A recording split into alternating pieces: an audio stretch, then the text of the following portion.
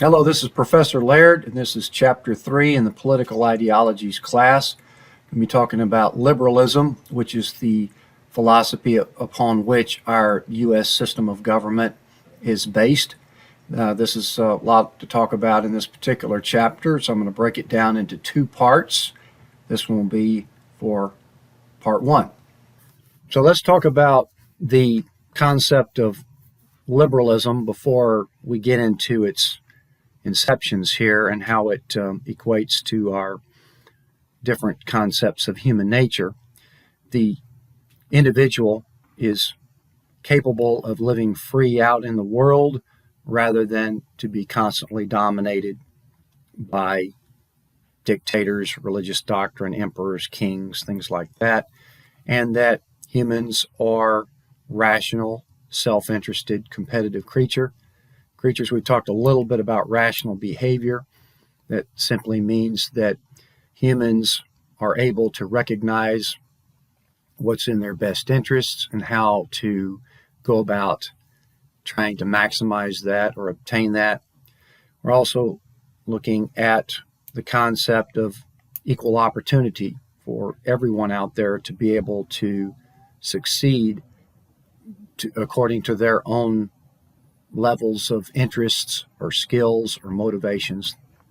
So this is achieving that, whether it's through each individual's personal effort or removing obstacles to achieving those goals. So as we've already hinted at, liberalism has its beginnings during the medieval periods when we're coming out of the feudal system. The states are starting to form, the Renaissance. We're on the cusp of the Renaissance. But a lot of things were happening. This is going to be kind of like a synergistic stew of things that all are coming together in this period from around the 14th century on through the 16th and 17th centuries for this to become a bona fide political philosophy that then inspires these other ideologies that we'll be getting into, such as classical liberalism, conservatism, welfare liberalism. But as we get into the Middle Ages and beyond, we're seeing some reactions against religious conformity to the church doctrine. This is part of what's inspiring the Renaissance, the Protestant Reformation, then the Enlightenment. Also a pushback against this ascribed status of being pretty much stuck in the class in which you're born. There's no chance of you getting out of that particular class at birth. So the systems during these periods were based on rank, order, the estate of the feudal system, the owners that were born into that, the nobles, the lords, and then everyone else was born into a peasant class, working class. So your freedom is simply a matter of your social position that you're born into. So we're pushing back against that as well.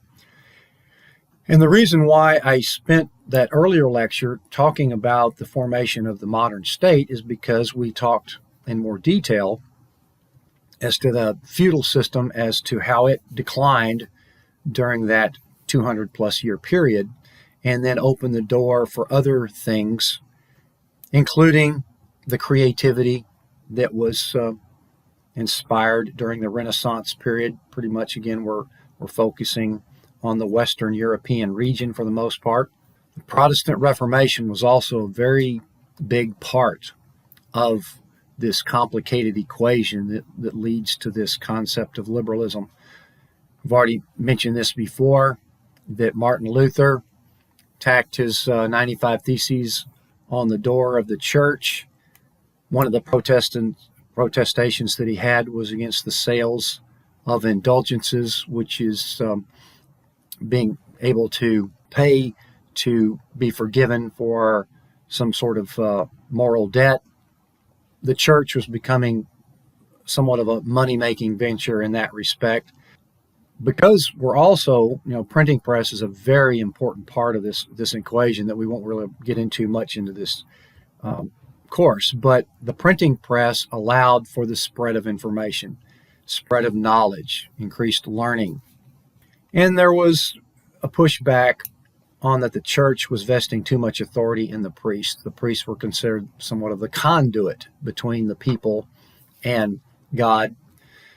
Though Luther did not specifically set out, he did not mean to encourage people to believe whatever they wanted. He was still looking at just reform within the Catholic Church. But the stress that he put inadvertently on individual conscience, that each individual should be able to have their own direct relationship with God without necessarily having to go through a priest, this stress on individual conscience somewhat opened floodgates for a variety of interpretations on the Bible. So therefore, we've got other ideas floating out there within the church, and then that also led to ideas in as far as economic ideas and political ideas as well. Another part of the Reformation was King Henry VIII of England. He was also pushing back against the Catholic Church. He established a national religion, the Church of England, which of course he would be the head of. Now, he just a few years prior to that, he was a staunch supporter of the Catholic Church, but he wanted to get a divorce, and the Catholic Church did not condone divorces, so he started his own church. Obviously, it's more complicated than that, but that's part of the story behind it. And so that leads to further incentives for the breakup of the Catholic Church and the Holy Roman Empire. Other things were happening as well as within this Reformation. John Calvin, who was the forerunner or the establisher of the Calvinist denomination, he established a theocracy in Geneva in 1555, kind of advocated for the right to overthrow a ruler who denies the free exercise of religion, particularly their religion. People were breaking up over religion, and then that had other ramifications. So these Protestant reformers unintentionally paved the way for liberalism, a philosophy that would have even stronger influences later on. Calvinism is also somewhat indirectly tied to the spread of capitalism. Calvinism believed in predestination, which means the minute you're born, it's already predestined whether or not you're going to go to heaven or not. Now, you would think, this is what's really ironic or counterintuitive about this, is that you might think that if you already knew that you were predestined to go to heaven, then you would just raise all kinds of hell and do whatever you wanted because it didn't matter. Well, actually the opposite is what happened, in that people who thought that they were predestined to go to heaven, they set out to prove it with their behavior. And one of the things that led to was the concept of a calling, which was what your job is on this earth. And you wanted to do very well at your job. You wanted to be good at your job and respected at your job, whether it was a blacksmith, merchant, or whatever your job was, that was your calling. And so therefore, this work ethic was made acceptable by the religious doctrine. So therefore, then it became religiously accepted to be a hard worker. And if you're a hard worker, then you would make money from your hard work and your good works. This is where the concept of good works comes from. So that dovetailed somewhat conveniently into this new economic system that was growing as well at this time of capitalism, because now the Protestant work ethic really was compatible with this new capitalist system that was in its infancy stages at that time. There was also some revolutions going on around this time, or at least to help set this up. There was a civil war between the British Crown, the monarchy, and the Parliament. So this was part of that push and pull, tug of war within the British system.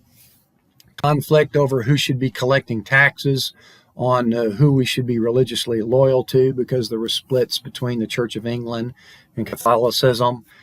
The Puritans wanted to further remove any more traces of Catholicism from the country, but the The control over power led to these conflicts, these civil wars between the monarchy and the parliament. So it was very conflictual and unstable until the Glorious Revolution, which was a pretty major turning point in 1688. This is where the parliament made an agreement with William and Mary that the parliament would pretty much take over the control of lawmaking, rulemaking. So that's kind of the beginning of our parliamentary type systems, because the U.S. Congress is patterned after the British Parliament. And this was the turning point, so to speak. They also accepted a Bill of Rights, which recognized certain individual rights of freedom and property rights. So that was also a very big landmark as far as shifting over from a monarchical system to a rule of law type of system. Right on the heels of that was the Toleration Act, because we know religion is kind of central to all this. The Toleration Act allowed for freedom of worship, as well as that the government cannot force a religion on its people. And that's actually the very first thing written in our First Amendment to our Constitution, that we have freedom of religion, as well as the government cannot establish a national religion. We still had a ways to go, because in this new system that was forming, Catholics and atheists were still refused toleration for the most part. So we're still incrementally evolving here. Now, another thing that was happening around this same time was Hobbes' work of Leviathan, where he was talking about this new common power that was coming into being, which is what we talked about earlier, the formation of the modern state. That Hobbes was a very forward-thinking philosopher, moral philosopher. And Hobbes' work here is the first major work on the political philosophy of liberalism. So this is the kickstart of it right here with Hobbes' work. He acknowledged that humans' behavior is based on self-interest rather than just automatically, inherently following religious doctrine or the divine commands that they're given to them.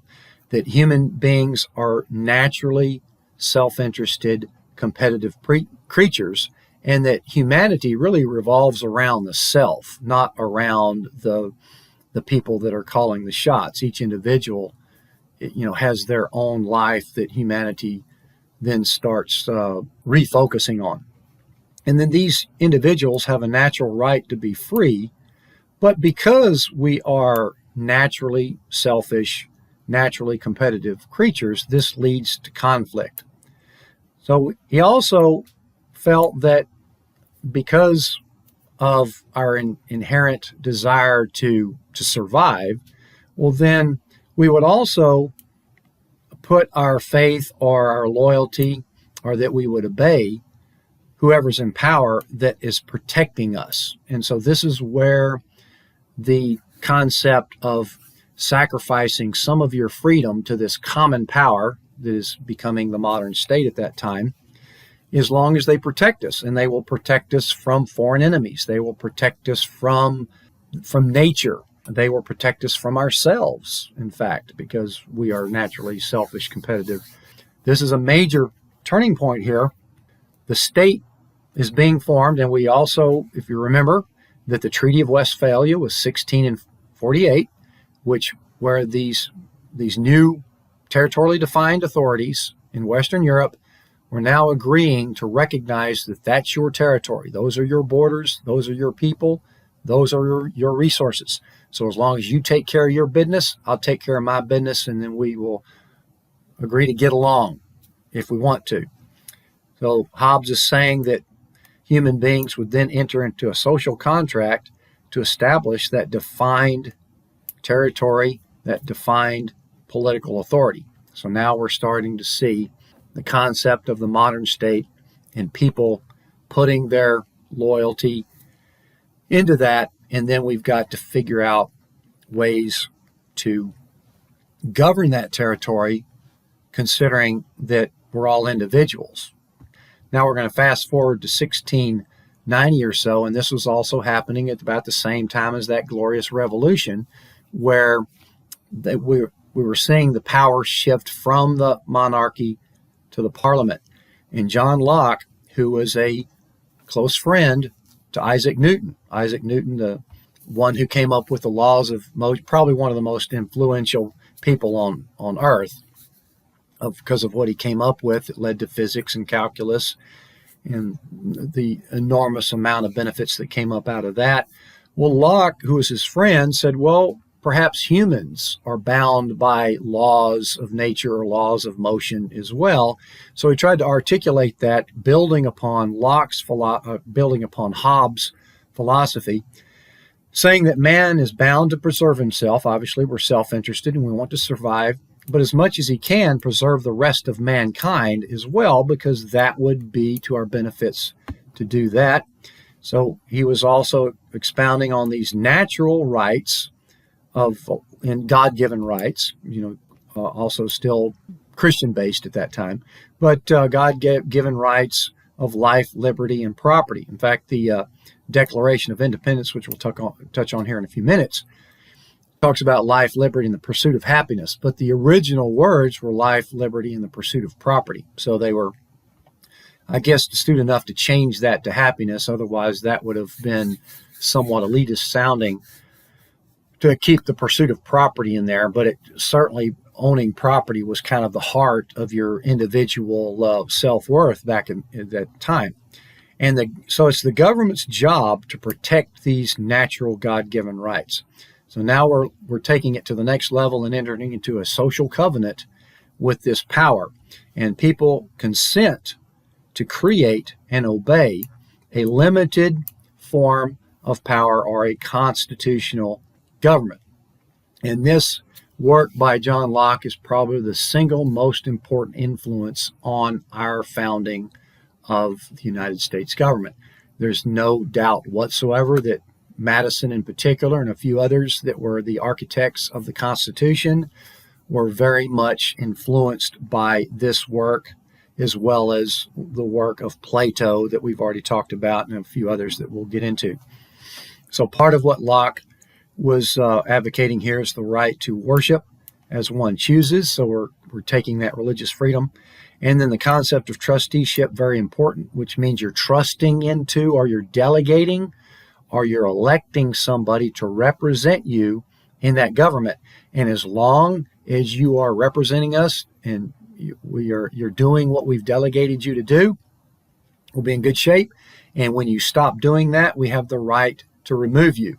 Now, he uses the word revolution, but of course he's not advocating for the overthrow of a government that may make a bad decision or whatever. But if it gets to the point where the government has just abandoned all of these principles and is enslaving you and taking away your rights and your property, well, yeah, then you get rid of them and start back to the original idea that we're talking about here.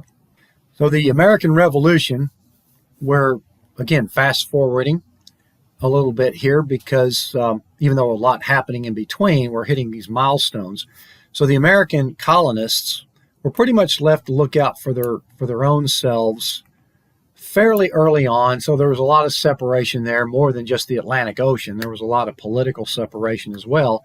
And in the 7 Years' War, which was also called the French and Indian War, England pretty much left them. Of course, they helped finance it, but they just kind of left them on their own to handle that war. And this is where George Washington came into prominence as well.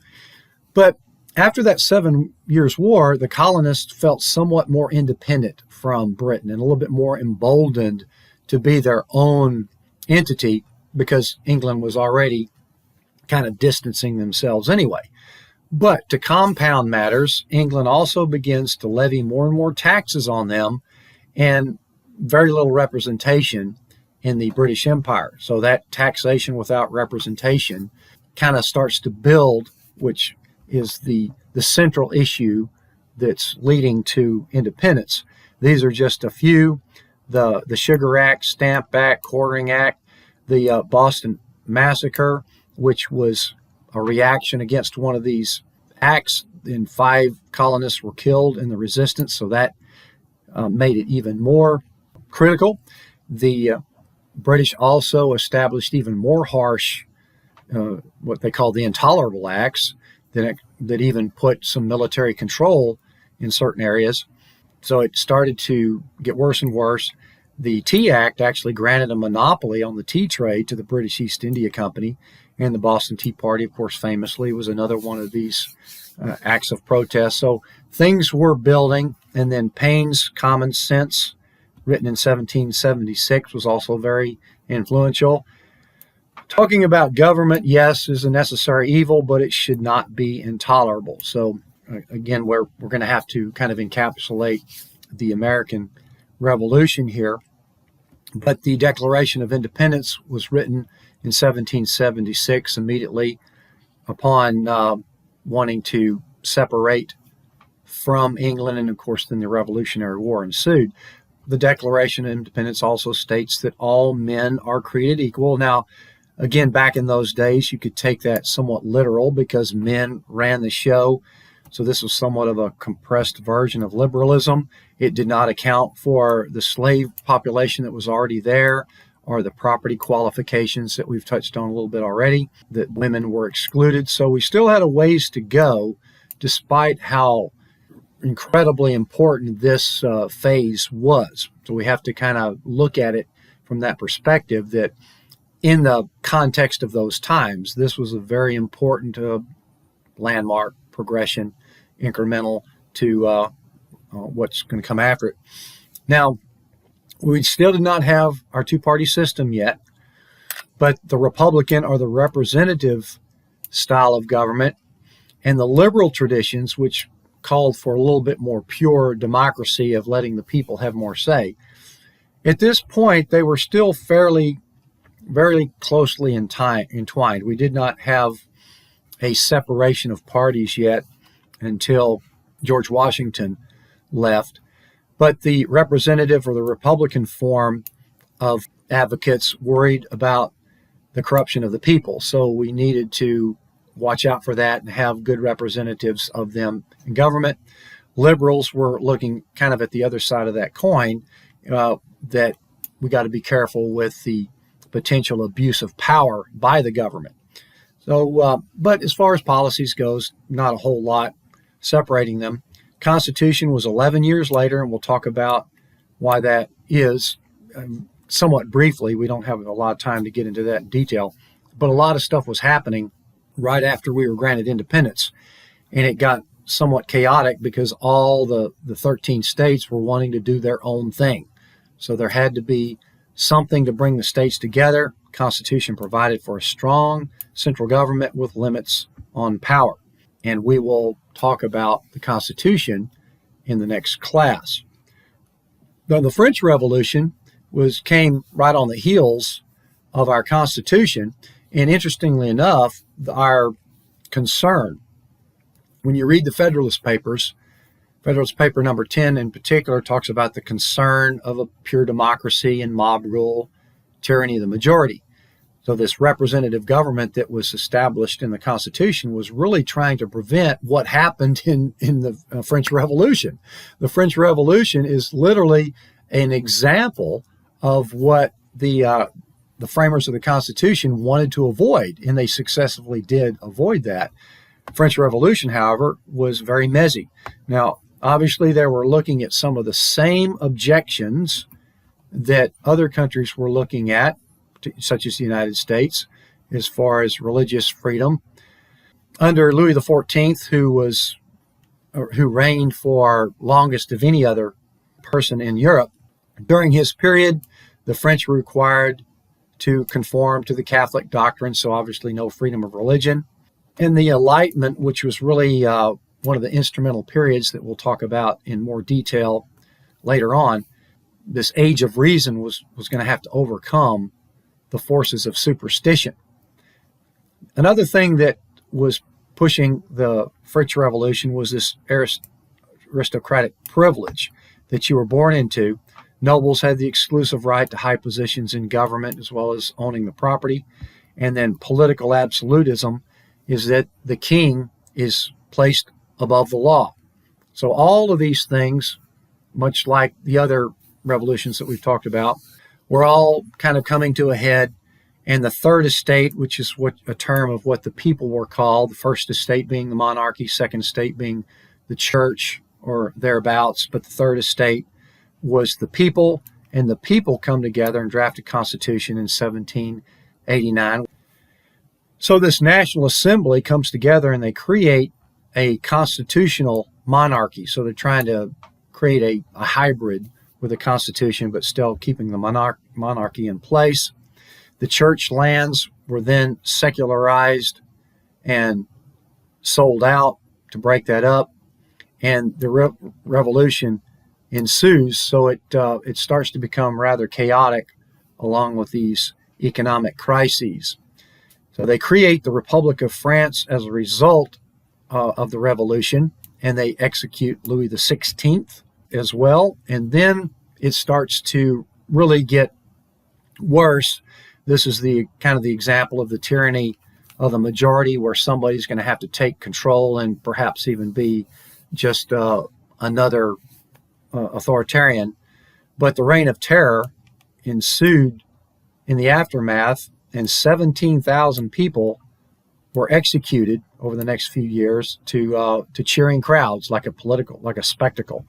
The instability was pretty rampant until Napoleon took in charge as a military dictatorship and becoming kind of a self-imposed emperor. So what we see is, because of this tyranny of the majority, the chaos, the mob rule that created this havoc, then the best way to get control of it was a military dictator who then becomes a self-imposed emperor. So therefore, fairly counterproductive that you've got 10 bloody years of revolution and chaos that then results in yet just another form of absolute power. The framers of the Constitution wanted to avoid something like this, and they did. So let's kind of sum up here for this part one. Liberalism also, as I've already talked about, kind of dovetails in with capitalism, because if you want political liberties, you can also get economic liberties out of that. After the fall or the decline of feudalism, we start to see the prominence of the merchant class, the bankers, the currency, the monies, the growing middle class, because more people are working at a decent wage, so you get a growing middle class. Economically, things are changing. What we also have to touch on here is during that colonial period, where the Western European powers pretty much took over the rest of the world for the most part, is that they were using a system of what is called mercantilism, to where it was a state-run economic system, the accumulation of resources, or valuable gold and silver ores, the base of the money supply, to increase your power. So your economic system was a state-run, power-driven system, gaining economic strength at the expense of others. You were going to other lands, and this is where the exploration was being motivated to go out and find resources and bring those home, valuable things, sugars and spices and other things nices. And while they were doing that, they were exploiting the native indigenous populations, virtually slave labor or co-opted labor, in order to establish colonies there and extract the resources. They would even pay off the chieftains or the tribal leaders there with trinkets that were more valuable than anything they'd ever seen in their lives anyway. And they were also granting monopolies to these joint stock companies. I've already mentioned the British East India Company already. And they were tasked to go out, even with military backing, and extract these resources and bring them home to the home country. And they were actually given the right to govern as well as trade with these colonial territories. So for at least 200 years, the system of mercantilism ruled. And Adam Smith, one of the things that inspired his work, The Wealth of Nations, was his opposition to this mercantilist system. But capitalism starts to become more and more prominent. Economic exchange is a private matter between persons pursuing profits. Market system. Mandeville's famous essay, Fable of the Bees, talks about the pursuit of vanity and greed is actually better for society as a whole, because each individual person is trying to make their own lives better, whether you want to call it vanity and greed or whatever, but that has public benefits. So that gained some traction. The physiocrats also advocated a laissez-faire type system to where government should leave the market alone and let the market do what it needs to do. And then Adam Smith comes in and kind of fine-tunes all these things. Obviously, the physiocrats was one of his influence, but Adam Smith was a moral philosopher. He was not an economist.